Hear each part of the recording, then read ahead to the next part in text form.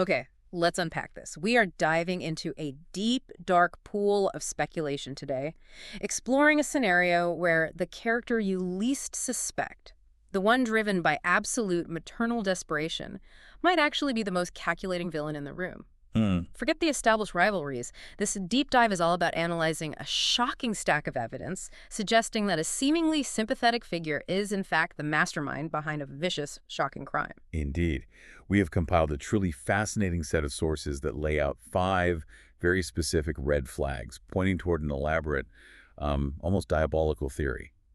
Our mission today is to thoroughly explore the claim, did Willow Tate shoot Drew Kane? Right. And not just out of residual momentary rage, but as part of a calculating high-stakes plot designed entirely to frame Michael Corinthos and, by extension, ensure she wins permanent custody of her children. That mission is crucial because the context is key. Drew Kane survived 2 bullets, a detail we must not forget, and the subsequent investigation, headed by some of Port Charles's best, Anna Devane, Harrison Chase, Dante Falconeri, it's heating up fast. It really is. Michael is the current prime suspect, largely because the victim, Drew, is making certain of it.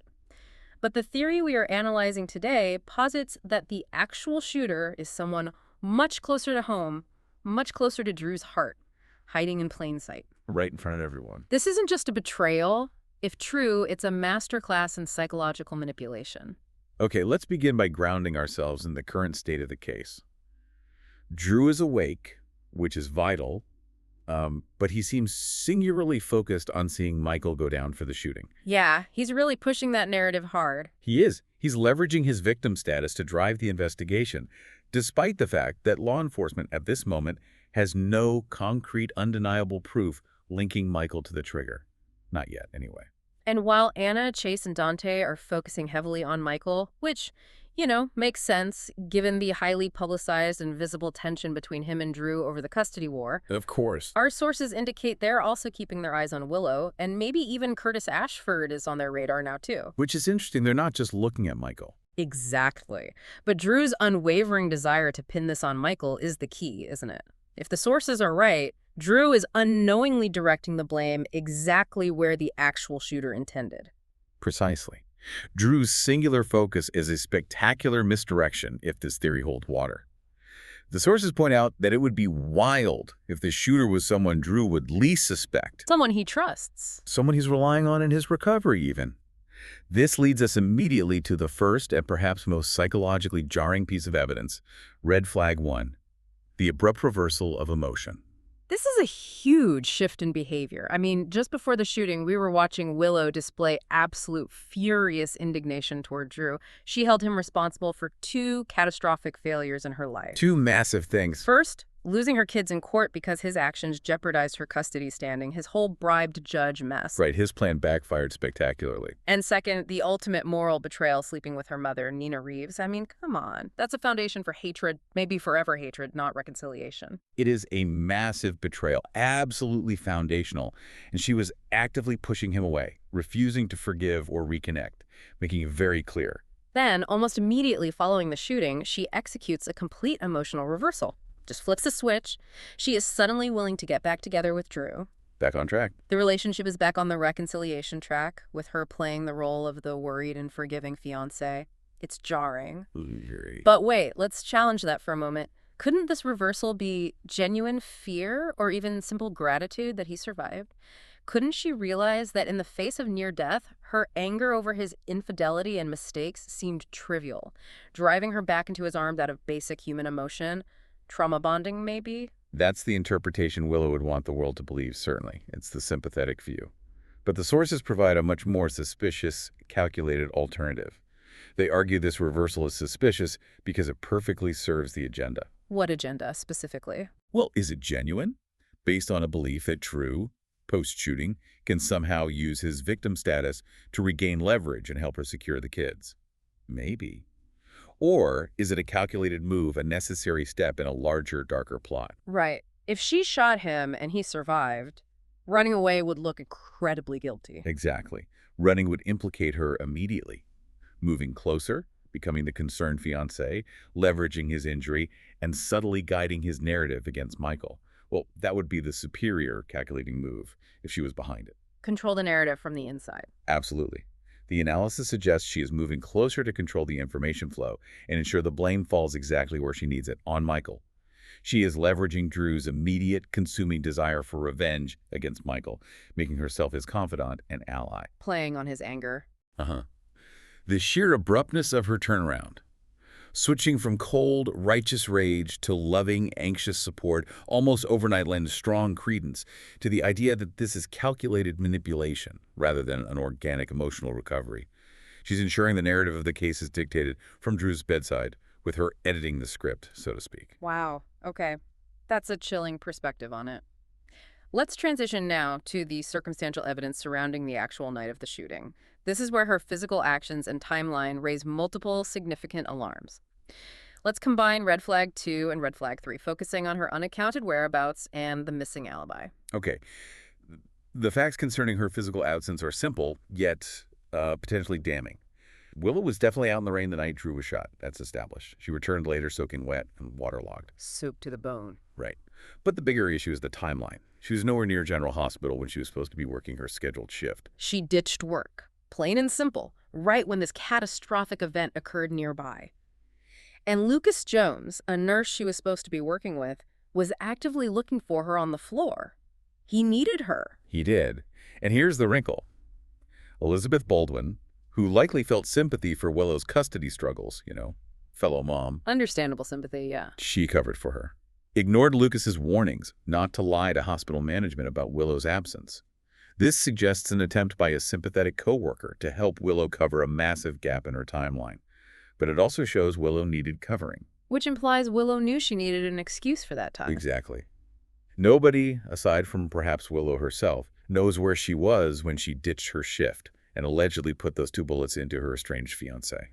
If she had gone to Drew's house, committed the act, maybe disposed of the weapons somewhere wet and returned. Well, the waterlogged appearance fits perfectly with a rainy night spent outdoors conducting a dark piece of business. It fits the narrative a little too well, doesn't it? It does. And what about the official alibi? Nina Reeves initially stepped forward, remember, claiming she and Willow were out for a walk together trying to provide cover. Right, mom to the rescue. But that alibi seems paper thin, and the police see right through it. Anna and Dante don't seem to buy it, which is critical. Law enforcement quickly flags an alibi given by someone who has such a vested interest. Like the mother trying to reconcile with her daughter. Exactly. Nina, being Willow's mother, desperate to maintain some kind of relationship with her, desperate maybe to protect her. It makes her testimony immediately suspect. But here is the major twist that complicates Nina's involvement even further. Willow herself suspected Nina.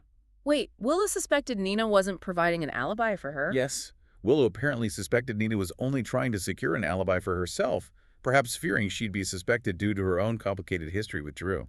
That's fascinating. It shows Willow is savvy enough to recognize that any claimed alibi, especially one involving a highly compromised figure like Nina, would immediately be scrutinized. If Willow had a solid, verifiable alibi, she'd be shouting it from the rooftops. Exactly.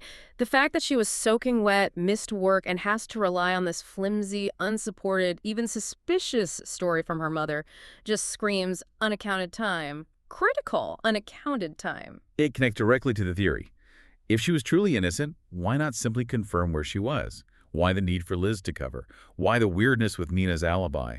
This critical window of time, combined with the physical evidence of being waterlogged, is an investigator's dream because it points to someone who was where they weren't supposed to be, engaged in an activity that exposed them to the elements, like maybe standing outside in the rain waiting to shoot someone. Okay, that's pretty damning circumstantial evidence. Let's move to red flag 4, the performance of distress. Ah, yes, the reaction. When Harrison Chase first told her Drew had been shot, the sources described her as distraught and shaking, and she immediately started asking highly stressed questions about his prognosis, asking if he would make it. Right. On the surface, seems like a normal reaction for a fiancé, right? Yeah. But this is where we need to use Willow's professional skills against the assumption of her innocence. Willow is a registered nurse who works at General Hospital. The very hospital Drew was taken to. Precisely. She is intimately familiar with trauma protocols, medical reporting, and certainly the internal hospital grapevine. It moves fast.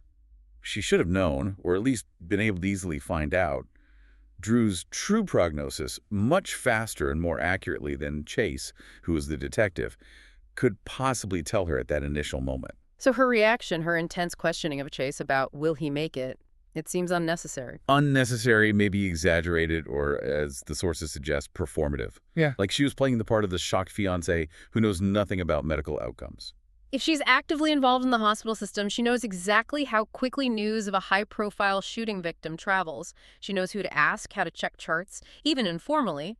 For her to display such raw shock and apparent ignorance about his immediate condition suggests she might have been overplaying the role. Putting on a show. It's too much, maybe. Trying too hard to seem devastated and uninformed. It feels that way, according to this theory. And that leads us to the crucial psychological analysis of her fear. Later, when speaking to Lucas Jones at the hospital, Willow displayed visible fear in her eyes. The sources noted this specifically. Fear, okay. But fear of what? That's the million-dollar question, isn't it? What was the root of that fear? Was it the genuine fear that Drew would die, potentially ruining her sophisticated plot to frame Michael? Maybe killing him wasn't the plan, just wounding him. His death might force her to accelerate or alter the frame-up, maybe make it less effective. Or the opposite. Or, conversely, was the fear that he wouldn't die, meaning her attempt failed, she didn't finish the job she set out to do, and she was now potentially exposed. Exposed to the man she just tried to kill, who might remember something, who might not play along. Okay, let's think about the goal. If the goal was the frame job and the resulting custody win, Drew surviving but pinning the blame on Michael is the absolute perfect outcome for her, isn't it? It is. It's almost better than him dying. If she had killed him, the investigation would be far more intense, a full-blown homicide investigation. Harder to steer, maybe impossible, by simply wounding him. She potentially gains control over his recovery narrative. She ensures he points the finger at her rival, Michael. He becomes her unwitting, or maybe eventually witting, accomplice in the frame-up. So her apparent distress, the shaking, the fear in her eyes, according to this theory, it's simply the anxiety of an amateur mastermind, not knowing if she executed the plan successfully or if she was moments away from being caught. It's the anxiety of control, not compassion. The fear wasn't about her beloved fiancé's welfare. It was about the success or failure of the execution of her plan to eliminate Michael from the equation. Did it work? Will he play his part? That's the source of the fear. That reframes her entire demeanor at the hospital. Chilling. Okay, this next detail provides a flash of, psychological insight that makes this theory truly compelling. It is red flag 5, the final image that Drew saw before the shooting. This feels like an explicit clue left by the source material, almost like something out of a movie. It really does. It's the ultimate piece of storytelling directed at the audience, a potential hint. We know that Drew had just retrieved the engagement ring. The Quartermaine heirloom ring. Yes, the symbolic Quartermaine heirloom. The same one Michael had actually given her originally, which adds another layer of complexity. Oh, wow, I forgot that detail. The same ring. The very same. He retrieved it from the safe, perhaps preparing for a gesture of full reconciliation, maybe planning to propose again properly. And his last thing he saw before being shot was the photo on the mantle of him and Willow in happier times. The significance of that heirloom ring, which ties their relationship or potential relationship to the historical legacy of the Quartermaine family, it cannot be overstated. He is literally holding a symbol of their potential future commitment while reminiscing about their past happiness, looking at her smiling face. And boom, shot from behind. The source material suggests this detail is an Easter egg, a deliberate hint that the woman Drew was looking at in the photo, the image of his happiness, was also the woman standing behind him with the gun. The visual irony is just brutal. It signifies ultimate, intimate betrayal delivered at the moment of his most vulnerable hope. If Willow shot Drew, the sources argue the motive must be something a little more diabolical than just lingering anger over their breakup or the affair. It has to be bigger than just revenge for heartbreak. Exactly. It's tied directly to the children and the immediate crushing threat of permanent separation she felt looming over her. Okay, let's dig into that motive.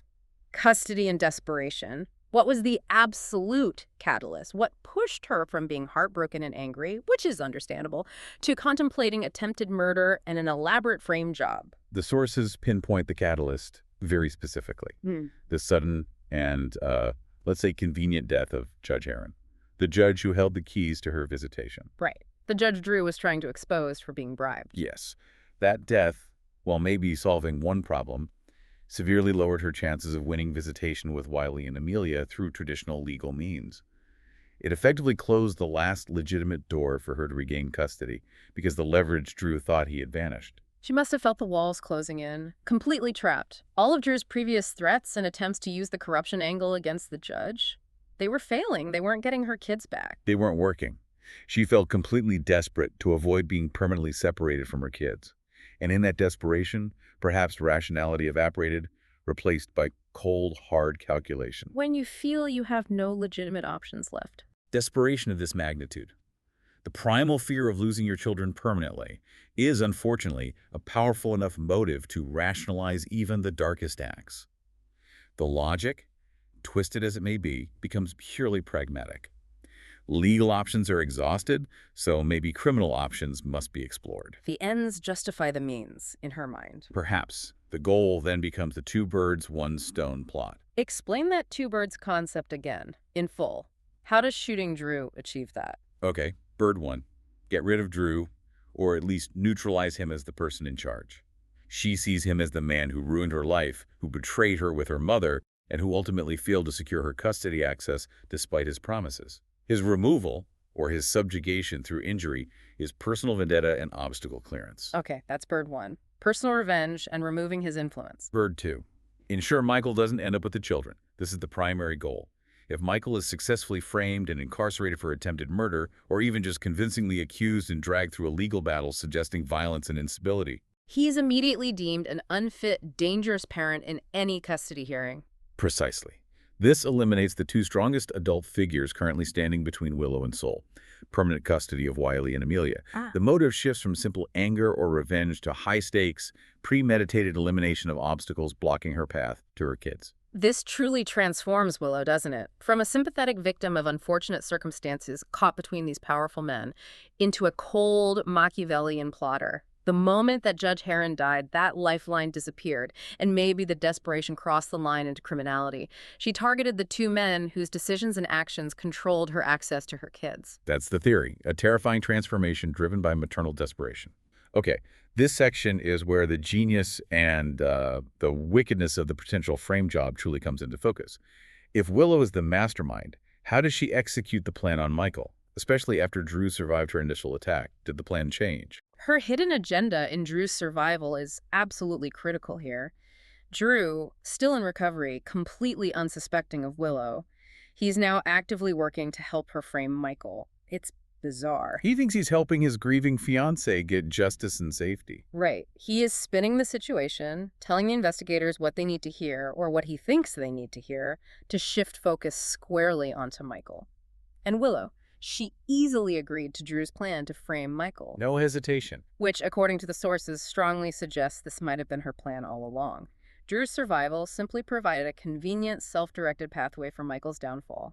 It removed the need for her to do the heavy lifting of planting evidence or manufacturing suspicion herself. Drew's doing it for her. Her primary asset now becomes Drew's blind trust and his burning desire for vengeance against Michael. He believes he is helping his distraught fiancée secure custody by eliminating Michael as a threat and a rival. And Drew plans to conveniently get back his memory, just like that. Apparently. Recover a memory that Michael was the shooter, conveniently, when the timing is right, likely time to maximize the impact in the custody battle. And Willow agrees because she has calculated that Drew's narrative, even if fabricated by him post-shooting, will help her get the children back. She has successfully, maybe unintentionally at first, subcontracted the framing out to the victim himself. That's disturbingly efficient. But framing someone for attempted murder requires more than just the victim's word, right? Especially given the history of the Corinthos family. People might doubt Drew's motives, too. It needs something else. It requires physical or contextual evidence, absolutely. Which brings us to the drug framing plot. This is where it gets really intricate. The sources made a point of including a seemingly minor detail. Michael was at the hospital for routine blood work. Why emphasize such an administrative detail if it wasn't significant? Routine blood work. Okay, why is that the smoking gun? Because that detail is the potential smoking gun for the framing mechanism. Routine blood work presents a unique and massive opportunity, particularly given Willow's position as a nurse at the very hospital where the tests are processed and the blood is drawn. Her access. Exactly. Let's recall the precedent. Drew had previously mentioned weeks ago, the idea of using Portia Robinson to somehow frame Michael as an opioid addict to discredit him in the custody case. I remember that. It was a plot point that seemed to fizzle out. Right. But Willow was apparently totally on board with that idea back then. The concept of a drug frame-up is already psychologically familiar and acceptable to her, according to this theory. So Willow already had the concept of a drug frame-up in her mental toolkit, but maybe lacked the means or the immediate trigger. Now, as a nurse at GH... She has the perfect position to capitalize. She knows hospital procedures intimately. How exactly could her nursing expertise allow her to execute this? Let's think about it. Okay, how? A deep dive into hospital protocol suggests several vulnerabilities a nurse like Willow could potentially exploit. First, she understands the chain of custody for blood samples, especially non-urgent routine ones. They might not be handled with the same urgency or scrutiny as, say, trauma samples. Less oversight, maybe? Could be. She could potentially access Michael's electronic medical record, either officially for some plausible reason or maybe informally through her colleagues to find out the exact time and location of his blood draw. Second, nurses have access to controlled substances, opioids, maybe even ketamine, given the Jacinda connection later, and things like IV lines, syringes, sample tubes. So she could tamper with the sample. It's possible. She could potentially swap out a vial, introduce a minuscule fast-metabolizing substance into the sample after it's been drawn, but before it's analyzed. Or maybe use her influence or knowledge of the lab system to ensure a faulty reading somehow. Third, she knows which drugs would be detectable in a routine screening and which might raise red flags relevant to a custody case. The mention of the routine blood work isn't random, then. It strongly suggests the plot hinges on leveraging that specific medical vulnerability to create concrete physical evidence of drug use. Evidence that would make Michael look unstable, unreliable, dangerous. This makes the custody case airtight for her. Michael, the attempted murderer who is also using drugs, no court gives him custody. Exactly. That level of detail, understanding the specific medical procedures necessary to secure a positive drug test, is what moves this from a generic conspiracy theory to a truly wicked, plausible plan utilizing her unique professional access and knowledge. It's professional sabotage disguised as routine medical procedure. Just sinister. It is. Now let's tie this physical evidence mechanism to the weakest part of Michael's defense, the Jacinda Bracken alibi setup. Ah, Jacinda, the wild card. She previously had that connection to drug use, remember? Caught using ketamine with Drew a while back. Yep, that connection is crucial. Now she conveniently returns to Port Charles, apparently trying to blackmail Drew, which indicates she is financially compromised. She needs money. Okay, so she's back. She needs cash. And this financially desperate, compromised character with a history of drug use, she instantly becomes Michael's supposed alibi for the night of the shooting.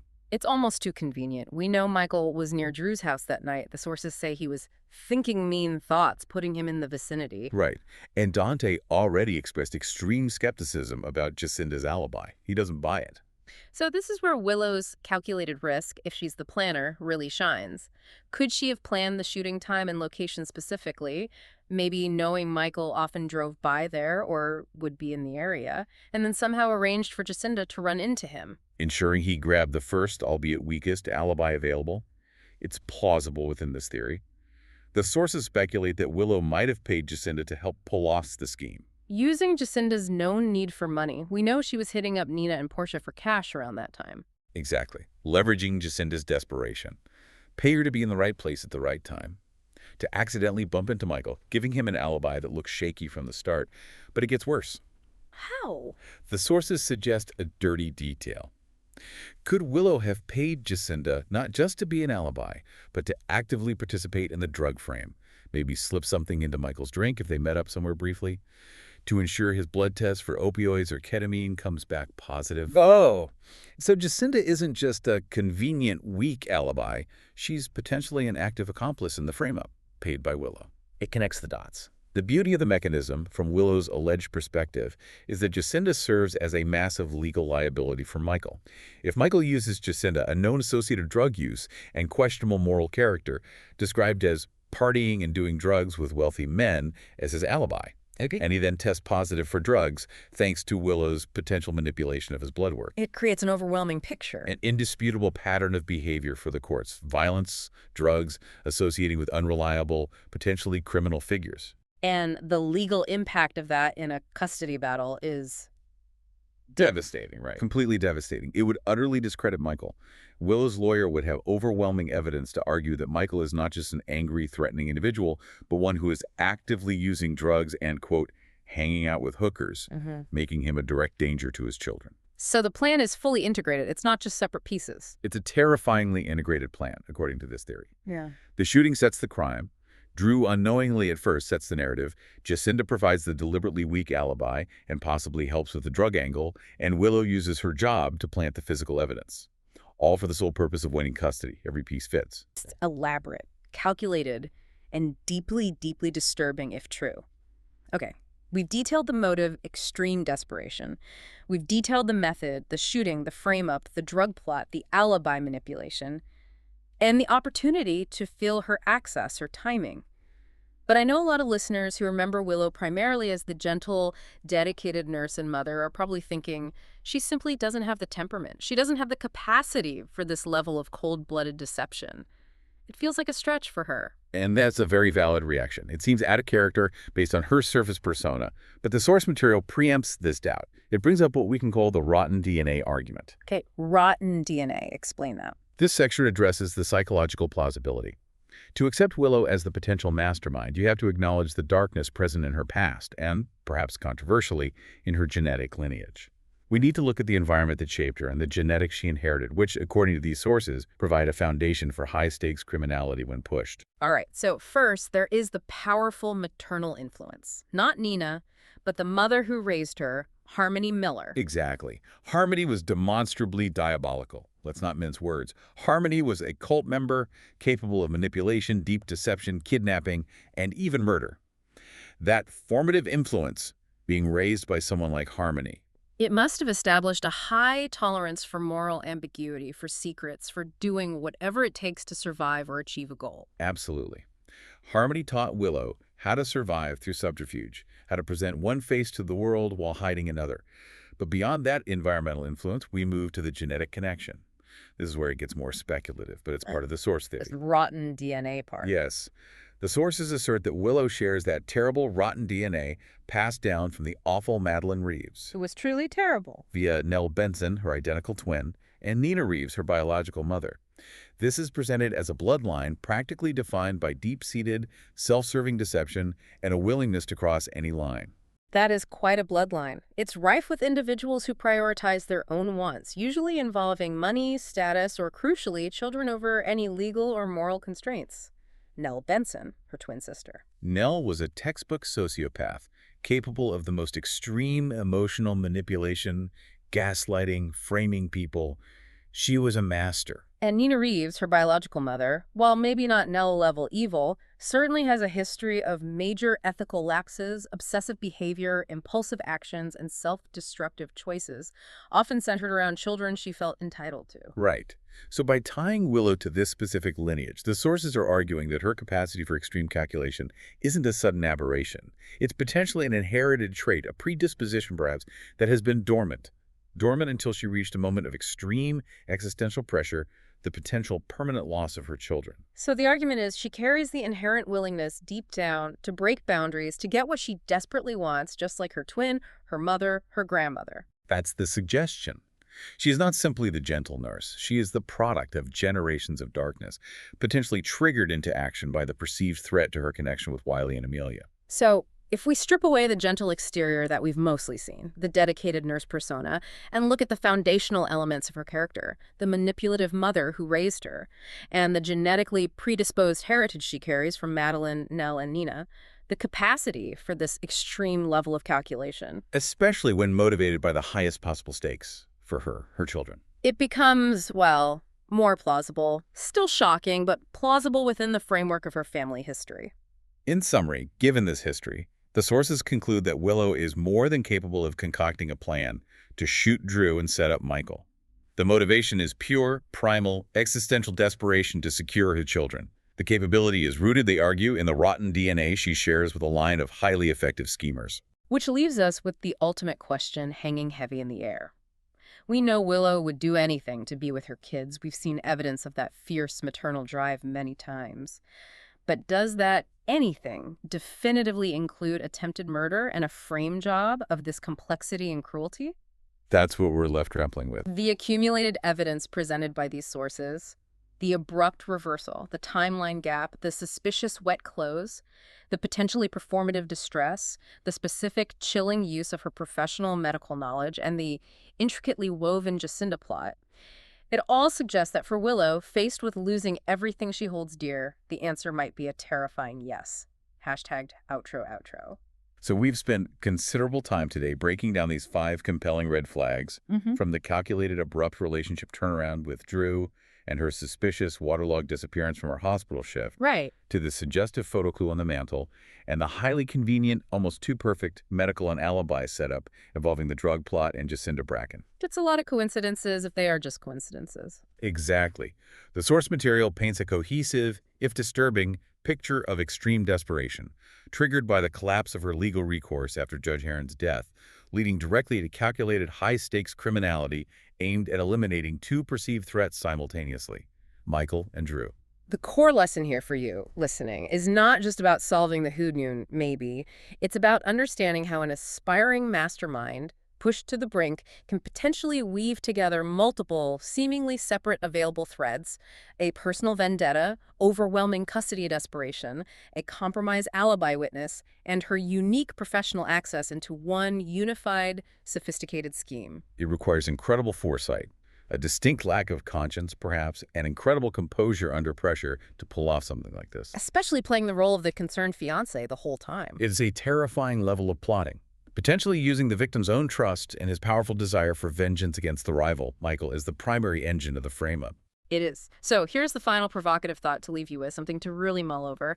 If this theory holds true, if Willow did engineer the shooting to frame Michael, and Drew, in his post-trauma rage and maybe manipulated by Willow, is now consciously helping her frame Michael by agreeing to fabricate those memories for the investigators. Which seems to be his plan. This raises an incredibly dark question. Are these 2 people, the victim and the alleged shooter, now effectively working together consciously or semi-consciously toward the exact same dark outcome? Are they co-conspirators in a sense? Turning the victim into, first, an unwitting tool, and then potentially a secondary active conspirator against an innocent man. Consider the true depth of that twisted mutual deceit. Victim and perpetrator, united in a lie to destroy someone else, all stemming from one desperate act. It's a chilling thought to end on.